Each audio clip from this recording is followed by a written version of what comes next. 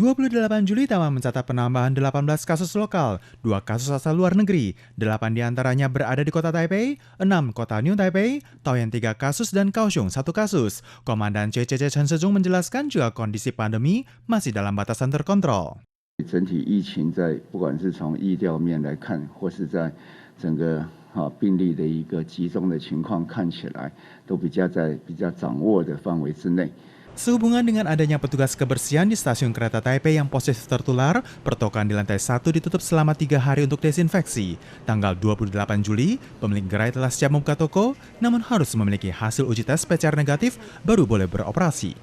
Ujian masuk universitas yang sempat tertunda karena pandemi digelar tanggal 28 Juli. Tahun ini ada sebanyak 41.000 peserta yang mencatat rekor jumlah peserta terendah dalam sejarah. Penyelenggara ujian menerapkan protokol ketat. Selain mengenakan masker, mengukur suhu, dan desinfeksi, peserta juga tidak boleh ditemani oleh keluarga. Dan setiap ruang ujian hanya dapat diisi sebanyak 20 orang. Tanggal 27 Juli siang pukul 2, platform pendaftaran vaksinasi kembali dioperasikan dengan penambahan pilihan jenis vaksin Medigen. Hingga pukul 8 pagi, telah tercatat ada sebanyak 436.000 orang yang bersedia menerima vaksin Medigen. Presiden Tsai Ing-wen dalam akun Facebooknya menyebutkan jika dirinya telah mendaftarkan diri, ikut dalam vaksinasi, dan memilih vaksin Medigen.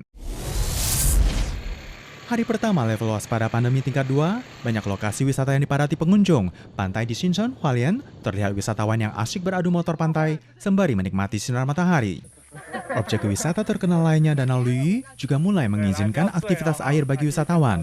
Meskipun tidak begitu ramai, tugas pendataan terpadu dan desinfeksi tetap tidak berkurang, termasuk pengenaan masker mulut. 游客来到鲤鱼潭这边，或者是所有的户外。 都还是要全程佩戴口罩。 Tidak sedikit wisatawan yang hendak naik ke Gunung Heuhwan setelah diberlakukannya level waspada 2. Dari kamera CCTV, terlihat lahan parkir di Visitor Center telah dipadati mobil pengunjung. Keramaian juga terlihat di Puncak Wuling. Petugas Taroko National Park menjelaskan, kapasitas Puncak Wuling dinaikkan menjadi 52 orang, sementara kapasitas parkir diturunkan hingga 50% dan tetap mentaati protokol kesehatan. Sementara lahan parkir di Sito Nature Education Area Nantou sedari pagi telah dipenuhi dengan mobil. Banyak wisatawan yang hendak masuk ke taman. Sejak tanggal 27 Juli, Taman Sito mulai menjual tiket masuk. Namun jumlah pengunjung hanya dibatasi 3.500 orang. Selain itu, bus wisata dengan jumlah maksimal 20 wisatawan juga diizinkan masuk. Tetap menerapkan jarak sosial dan pengunjung hanya boleh melepaskan masker saat makan dan minum. Line adalah aplikasi komunikasi yang paling sering digunakan oleh masyarakat Taiwan. Namun ada kabar jika data informasi ratusan pengguna alami peretasan, meliputi pejabat di Istana Kepresidenan, Yuan Eksekutif, Wali Kota, Bupati, politikus, hingga satuan militer.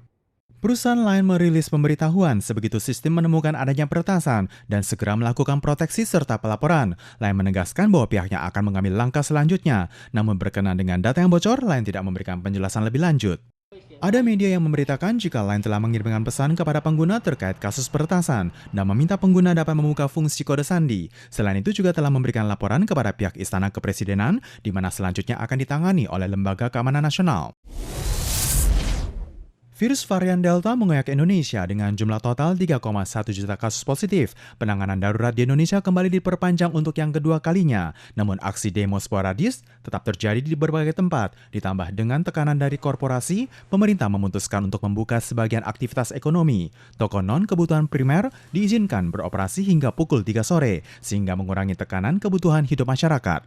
Dengan mempertimbangkan aspek kesehatan, aspek ekonomi, dan dinamika sosial, saya memutuskan untuk melanjutkan penerapan PPKM level 4 dari tanggal 26 Juli sampai dengan 2 Agustus 2021. Selain itu, kondisi pandemi di Thailand juga kembali memanas dan pasokan vaksin juga tidak mencukupi. Namun pemerintah setempat tetap membuka vaksinasi bagi kelompok yang rawan tertular, memperluas cakupan hingga ke orang yang berusia 60 tahun ke atas, wanita hamil, dan yang berat badannya lebih dari 100 kg.